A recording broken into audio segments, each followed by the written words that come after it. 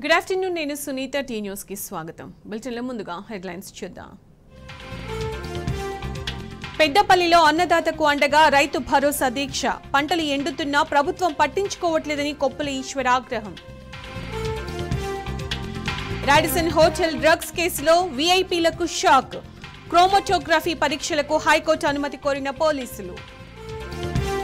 రాష్ట్రపతి భవన్లో కన్నుల పండుగ భారత్ రత్న పురస్కారోత్సవం. అత్యున్నత పురస్కారాన్ని స్వీకరించిన మాజీ ప్రధాని పివి తనయుడు. సార్వత్రిక ఎన్నికల వేళ ఈసీ కీలక ఆదేశాలు. ఫస్ట్ ఫేజ్ పోలింగ్ దగ్గర పడుతుండటంతో ఎగ్జిట్ పోల్స్ పై ఆంక్షలు. తెలంగాణ వ్యాప్తంగా తీస్తున్న ఎండలు. పలు ప్రాంతాల్లో 40 డిగ్రీల ఉష్ణోగ్రతలు నమోదు. మాట తప్పిన కాంగ్రెస్ పై మడమ తిప్పని పోరుకు బీఆర్ఎస్ సిద్ధమైంది. కరువు రైతుకు బీఆర్ఎస్ అధినేత కేసీఆర్ బాసటగా నిలవనున్నారు. ఆదివారం జనగామ, సూర్యాపేట, నల్లగొండ జిల్లాలో కేసీఆర్ పర్యటించి రైతులకు మనోధైర్యం ఇవ్వనున్నారు. ఎండిన పంటలను పరిశీలించి రైతులతో ముఖాముఖి మాట్లాడనున్నారు.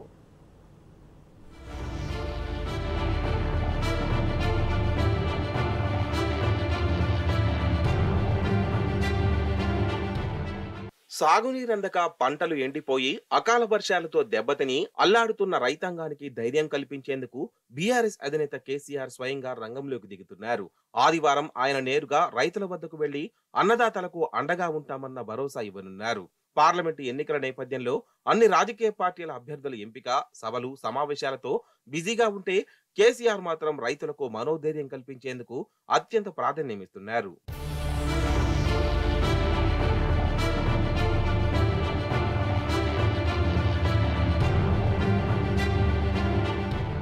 ఈ నెల 31న జనగామ, సూర్యాపేట, నల్గొండ జిల్లాల్లో బీఆర్ఎస్ అధినేత పర్యటించనున్నారు.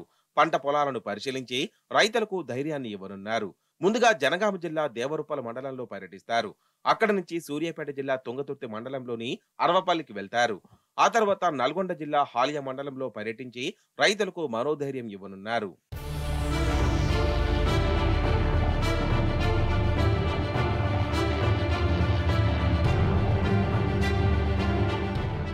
ఉమ్మడి రాష్ట్రంలో ఆగమై చిక్కి శల్యమైపోయిన వ్యవసాయాన్ని 10 ఏళ్ల కఠోర శ్రమతో ధరికి చేర్చిన బాధ్యతాయుతమైన పార్టీ బీఆర్ఎస్. ఆ పార్టీ సారథ్యం వహిస్తున్న తెలంగాణ సాధకుడిగా కేసీఆర్ రైతులకు ధైర్యాన్ని ఇవ్వాలని నిర్ణయించుకున్నారని, అందుకే జిల్లా పర్యటన తలపెట్టారని బీఆర్ఎస్ నేతలు చెబుతున్నారు.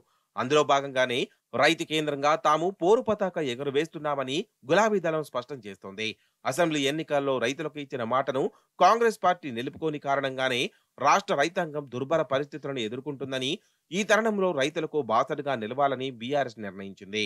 రైతులను అన్ని రకాలుగా ఆదుకుంటామని నమ్మించిన కాంగ్రెస్ అధికారంలోకి వచ్చి 100 రోజులు దాటినా హామీలను అమలు చేయకపోగా మరింత కుంగదీసే చర్యలకు పాల్పడుతుందని బీఆర్ఎస్ విమర్శిస్తోంది.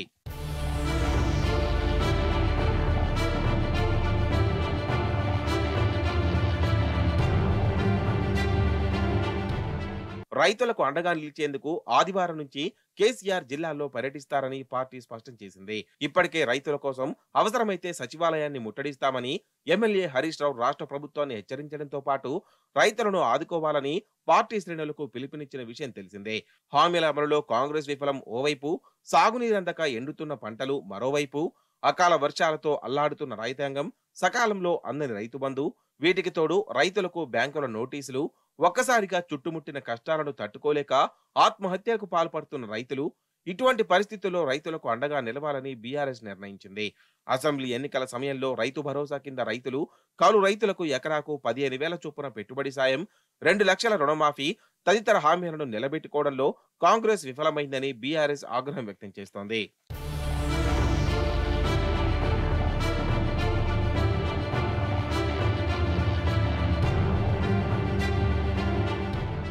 రైతాంగం ఎదుర్కొంటున్న సమస్యలను నల్గొండ, కరీంనగర్ సభల్లో ఎలుగెత్తి చాటినప్పటికీ ప్రభుత్వం స్పందించని కారణంగానే క్షేత్రస్థాయిలకు వెళ్లాల్సి వస్తోందని బీఆర్ఎస్ నేతలు వివరిస్తున్నారు. సమస్యల పరిష్కారంలో అధికార పక్షం విఫలమైన చోట ప్రతిపక్షాలు పోరుబాటను ఎంచుకోవడం సహజం. అందులో భాగంగానే రైతన్నకు ధైర్యాన్ని ఇవ్వడం, ప్రభుత్వాన్ని మేలుకొలపడం అనే ద్విముఖ వ్యూహాన్ని బీఆర్ఎస్ ఖరారు చేసింది. రైతులెవరూ ఆత్మహత్యలకు పాల్పడకూడదని, ప్రభుత్వం మెడలు వంచి రైతులను ఆదుకుంటామని బీఆర్ఎస్ ఇప్పటికే స్పష్టం చేసింది. ఎక్కడికక్కడ బీఆర్ఎస్ శ్రేణులు రైతుల దగ్గరకు వెళ్లి వారికి మనోధైర్యాన్ని కల్పిస్తూ వేసిన పంటల విస్తీర్ణం, ఎండిన పంట విస్తీర్ణం, రైతుల స్థితిగతులను బేరీజు వేసి గ్రామాలు, మండలాల వారీగా తెలంగాణ భవన్కు సమాచారం పంపిస్తే దానిని క్రోడీకరించి ప్రభుత్వానికి నివేదిస్తామని బీఆర్ఎస్ ఇప్పటికే ప్రకటించింది.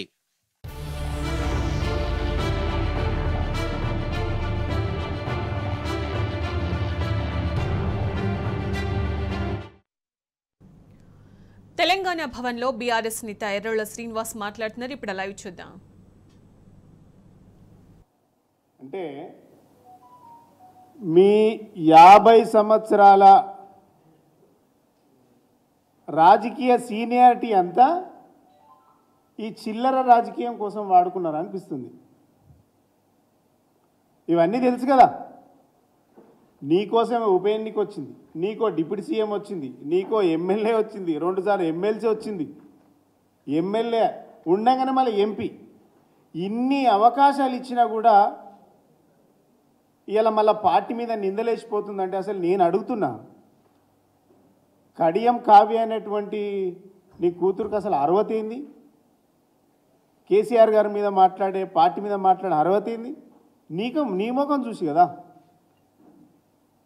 నీ ముఖం చూసి కదా టికెట్ ఇచ్చింది. ఆ జిల్లాలో మీ వల్ల రాజీ వెళ్ళిపోయిండు, ఆయనకి ఇస్తే నేను ఉండనని చెప్పేసి రమేష్ వెళ్ళిపోయిండు, ఆరు రమేష్ గారు. ఆయనకి ఇస్తే నేను ఉండనని చెప్పేసి పసునూరు దయాకర్ వెళ్ళిపోయిండు. నీ వల్ల 3 వ్యక్తులను కోల్పోయినాం, పార్టీని కూడా డ్యామేజ్ చేసే స్థితికి తీసుకెళ్ళిండు. అంటే ఇవన్నీ నేనేమనుకుంటున్నా అంటే ఇలా ఒక్కరోజులో జరిగినటువంటి సంఘటన కాదు ఇది.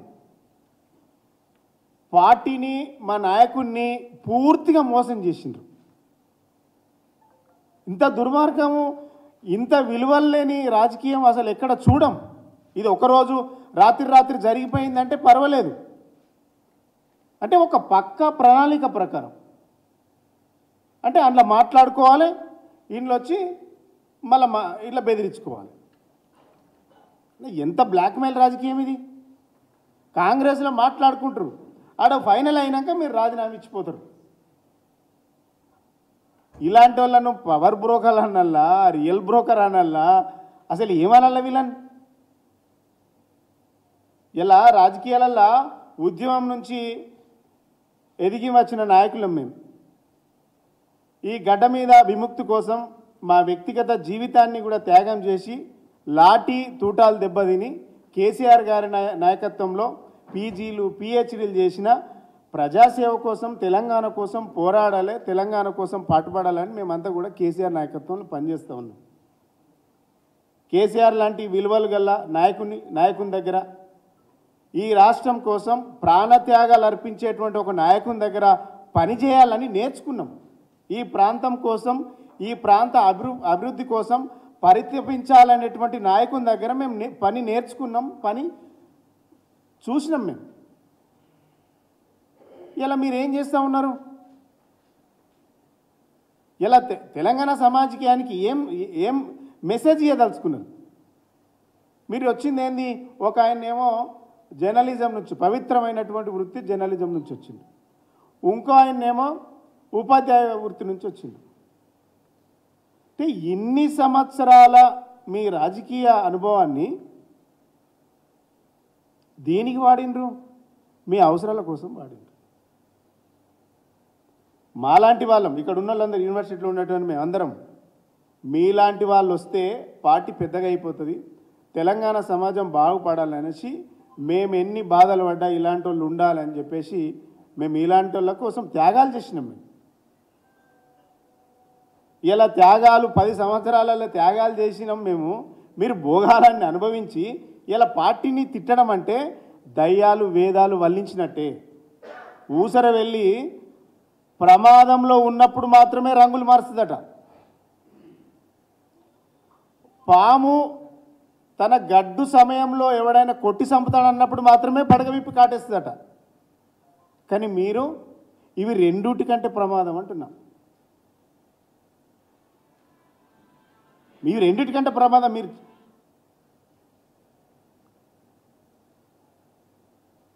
ఇలా మీ వల్ల అక్కడ జిల్లాలో ఎంత నష్టం జరిగింది? ఇలా మేము అడుగుతున్నాం, మీ కూతురుకు ఉండేటువంటి అర్హత ఏంది అంటున్నాం. పోనీ దీంట్లో మేమేమంటున్నాం, ఇలా పవర్ బ్రోకర్స్ అనేవాళ్ళు ఈ పార్టీలో కాదు, ఈ పార్టీలు ఉంటే ఈ పార్టీలు ఉంటారు, వేరే పార్టీలు ఉంటే వేరే పార్టీలు ఉంటారు. విలువలు లేని వాళ్ళు, రాజకీయ విలువలు లేని వారు. ఇలా కేసీఆర్ గారి నాయకత్వంలో ఇంత అభివృద్ధి జరుగుతూ ఉన్నది. ఆయన ఒక మాట మాట్లాడిండు, అసలు నా కాంగ్రెస్ పార్టీ అంటే గిట్టనే గిట్టది. ఇలా నేను వీడియో చూపిస్తా.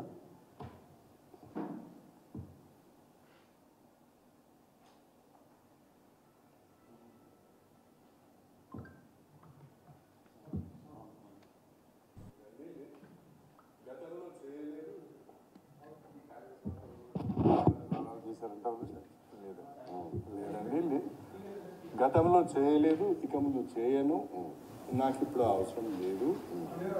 నేను ఇలా మీకు మాటిస్తున్నా, మీరు ఎప్పుడన్నా మళ్ళీ నన్ను ఓకేనా ఇంకా 5 ఏళ్ళకి ప్రశ్నించినా కూడా గిట్టే ఉంటుంది. ఆ కాంగ్రెస్లో ఉన్న ఇప్పుడు విచిత్రమైన వాతావరణం ఏంటంటే, కాంగ్రెస్లో ప్రతి వాడు సీఎం అభ్యర్థి సార్. వాడికి ఎమ్మెల్యే టికెట్ వస్తుందో రాదో తెలియదు, ఎమ్మెల్యే గెలుస్తాడో లేదో తెలియదు, సీఎం కావాలనుకుంటాడు. అంతే, అది కాంగ్రెస్ కల్చర్. కరెక్టే. అది ఎక్కడ బాగుపడుతుంది? అది శేర్లింగంపల్లిలో బీఆర్ఎస్ పార్టీ విస్తృత కార్యకర్తల సమావేశం జరుగుతోంది. ఇప్పుడు లైవ్ చూద్దాం. ఈ సమావేశం ముఖ్య ఉద్దేశం ఏంటంటే మీ అందరికీ కూడా తెలుసు,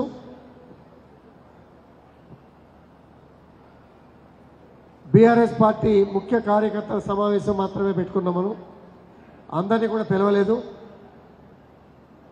అభ్యర్థిని తెలియచేయాలి, అభ్యర్థిని పరిచయం చేయాలి అనే ఉద్దేశంతో ఈ కార్యక్రమం పెట్టుకోవడం జరిగింది.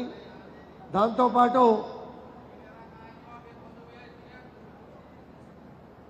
बैठो जी, बैठो। क्या है, ज्यादा आवाज कर रहे? बोलो जी, क्या है? मैं बोले तो भी नहीं दिख रहा, सुन रहा नहीं, सुना नहीं रहा तुम्हारा को। తెలంగాణ భవన్లో బీఆర్ఎస్ నేత ఎర్రల శ్రీనివాస్ మాట్లాడుతున్నారు. అలా చూద్దాం. అర్థవంతంగా ఈ తెలంగాణ ప్రాంతం అభివృద్ధి కోసం మీలాంటి వాళ్ళందరూ పాలు పంచుకుంటున్నారు అంటే, మాలాంటి యువతరము, యువకులు, విద్యార్థులందరూ రాజకీయాలు రావడానికి ఒక ఆదర్శవంతంగా ఉండాలి. తీర్థయాత్రలు తిరిగినాం, మళ్ళీ ఇంటికి పోతున్నాం అంటే మీకు టీఆర్ఎస్ పార్టీ తీర్థయాత్రలకు కనబడుతుందా? అంటే మీకు సమరాలు చేసుకొని కనబడుతుందా? 85 సంవత్సరాల వయసులో ఉన్నటువంటి పెద్ద మనుషులు ఇట్లా మాట్లాడడం అసలు సబబేనా? మర్యాదనేనా? ఆడికెళ్ళి ఏడిపోతారు, కాశీకి పోతారు, అది గుర్తుపెట్టుకోరు. ఇక ఈ పార్టీలు మారేది ఒక గ్యాంగ్ ఉంటుంది ఎప్పటికీ. మీరు గమనించండి, ఈ రాష్ట్రంలో పార్టీలు మార్చేటువంటి నాయకులు కొంతమంది ఉంటారు. ఏ పార్టీ అధికారంలోకి ఉన్నా వాళ్ళే ఉంటారు. హైదరాబాద్లో చెడ్డీ గ్యాంగ్ ఉంటుంది కదా ఒకటి, ఈ చెడ్డీ గ్యాంగ్ లాగా వీళ్ళది ఒక పార్టీలు మార్చే గ్యాంగ్ ఉంది. ఏ పార్టీ అధికారంలోకి వస్తే ఆ పార్టీలకే వెళ్ళిపోతారు వీళ్ళు. నేనేమంటున్నా, కాంగ్రెస్ కార్యకర్తలకు నేను కూడా సలహా ఇస్తున్నా, అరే ఇక్కడనే అంత ముంచిపోయినరు, మీరు కూడా మునుగుతారు, మీరు కూడా నష్టపోతారు. మీ అవకాశాలన్నీ వీళ్ళే తీసుకుంటారు, వీళ్ళతో ఏం కాదు, ఊదుగాలది పీరు లేవది. మీకు వచ్చేటువంటి అవకాశాలన్నీ కూడా వీళ్ళే తీసుకుంటారు. మీలాంటి వాళ్ళు నిరసన వ్యక్తం చేయండి, ఎందుకంటే కష్టపడ్డారు కదా, అధికారంలో రావడానికి మీరు కూడా కష్టపడ్డారు కదా. ఇలాంటి వాళ్ళని తీసుకోవడం వల్ల మీ పార్టీ కూడా ఖతమవుతుంది. ఇలాంటి ద్రోహులు, ఇది రాజకీయ ద్రోహులు, తెలంగాణ ద్రోహులు, వీళ్ళు ఈ సమాజానికి అసాంఘిక శక్తులు. ఇలాంటి వాళ్ళు ఎక్కడ ఉన్న ప్రమాదమే. ఇలాంటి వాళ్ళతో చాలా అప్రమత్తంగా ఉండాలి. ఇలా రాజకీయాలకు ఒక కొత్తదనం తీసుకురావాలి, కానీ రాజకీయాలలో ఇలాంటి వ్యవస్థను తీసుకురావడం అంటే రాజకీయాలు భ్రష్టుపడుతున్నాయి. రాజకీయాలలో పూర్తిగా ప్రజలకు అసలు నమ్మకం సలగిలుతూ ఉన్నది. ఇలాంటి నాయకులకు ఓట్లేసి గెలిపించినవా అనేటువంటి భావన వ్యక్తం చేస్తూ ఉన్నారు ప్రజలు.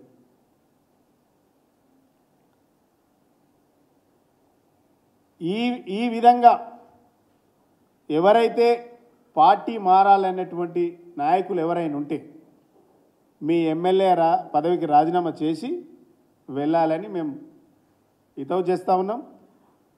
నిజంగానే ఇలా కడియం శ్రీహరి గారు గొప్ప నాయకుడు గొప్ప వ్యక్తి అనుకుంటున్నారు కదా, ఇలా టికెట్ తీసుకుని నీ సొంత ఇమేజ్ మీద గెలిపి చూద్దాం. మీ సొంత ఇమేజ్ మీద గెలిపించే శక్తి ఉందా? ఇప్పుడు వయసు పెరిగిన ప్రతివాడు మేధావిని అనుకుంటే కుదరదు. వయసు పెరిగిన ప్రతివాడు మేధావిని అనుకుంటే కుదరదు. దానికి కొన్ని విలువలు ఉంటాయి. దాంట్లో కొంత ఎక్స్పర్ట్ ఉంటుంది. మీకు మీరు రాజకీయంగా విలువలు ఉన్నాయని అనుకుంటే అది పొరపాటు. మీరు అంత స్వార్థపరులు, పవర్ బ్రోకర్స్.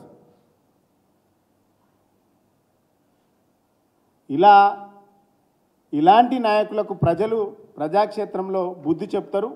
డెఫినెట్గా మీలాంటి వాళ్ళ వల్ల అసలు ఇక్కడ ఎస్సీలకు చాలా అన్యాయం జరిగింది. మీకు వల్ల ఎస్సీలకు కూడా ఏం లాభం జరగలే. మందకృష్ణ లాంటి వాళ్ళు కూడా చాలా సందర్భాలలో నీలాంటి వాని వల్ల ఏం లాభం జరగలేదు ఈ జాతికి అని చెప్పిండు. నిజమే, ఏం జరగలే. ఎవరి కోసం మాట్లాడినాను?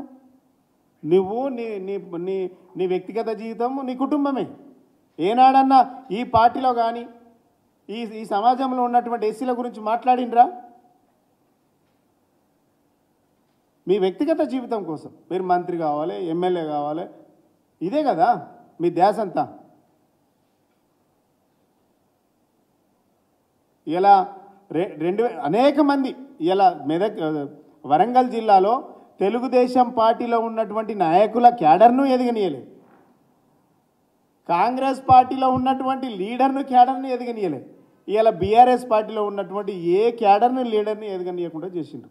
అంటే ఇన్ని సంవత్సరాలని రాజకీయ జీవితంలో ఎవరికన్నా ఉపయోగపడింది అని అంటే అది కేవలం నీ పర్సనల్ మాత్రమే ఉపయోగపడ్డది. దానివల్ల ఎవరికి ప్రయోజనమే లేదు.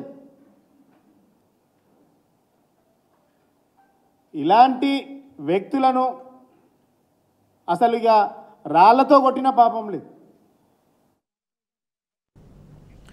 సీఎం రేవంత్ రెడ్డి నివాసం వద్ద షాకింగ్ ఘటన జరిగింది. సీఎం రేవంత్ ఇంటి దగ్గర ఓ వ్యక్తి ఆత్మహత్యత్నం చేశాడు.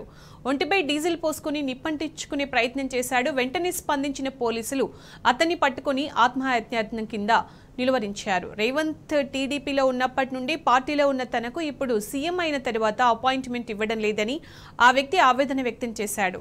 రేవంత్ సీఎం కాకముందు చాలా సన్నిహితంగా ఉండేవాడని, కానీ ఇప్పుడు తనకు ప్రాధాన్యత ఇవ్వడం లేదన్నారు.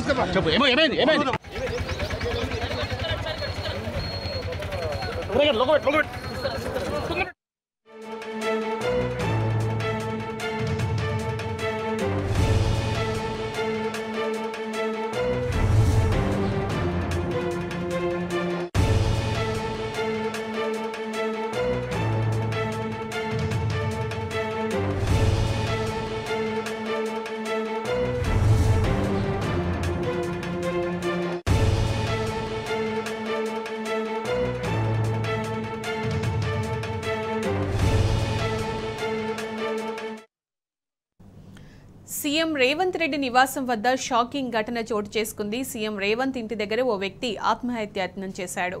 ఒంటిపై డీజిల్ పోసుకుని నిప్పంటించుకునే ప్రయత్నం చేశాడు. వెంటనే స్పందించిన పోలీసులు అతన్ని పట్టుకుని ఆపేశారు.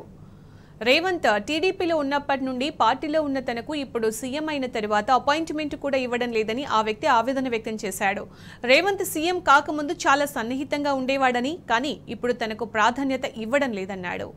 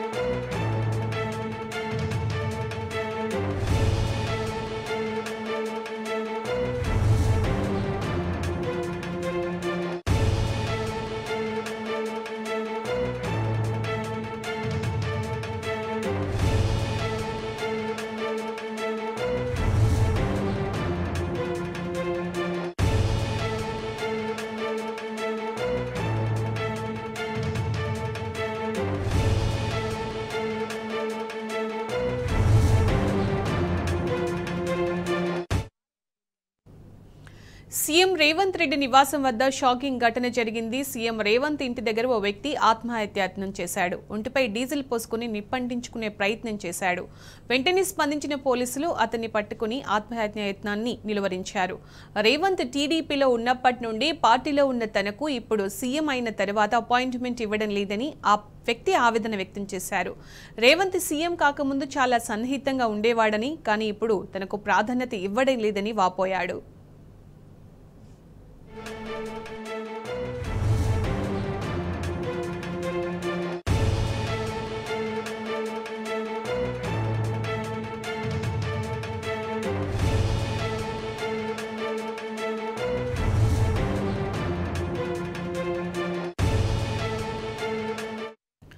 నిజామాబాద్ పార్లమెంటు నియోజకవర్గంలో బీఆర్ఎస్ ప్రచారం జోరుగా కొనసాగుతోంది. వేలుపూరు మండలంలో బీఆర్ఎస్ ఎంపీ అభ్యర్థి బాజిరెడ్డి గోవర్ధన్ కు మద్దతుగా మాజీ మంత్రి ఎమ్మెల్యే వేముల ప్రశాంత్ రెడ్డి ప్రచారం నిర్వహించారు. లోక్సభ ఎన్నికల్లో బాజిరెడ్డి గోవర్ధన్ ను భారీ మెజారిటీతో గెలిపించాలని కోరారు. అంతకుముందు రామాలయంలో నేతలు ప్రత్యేక పూజలు చేశారు.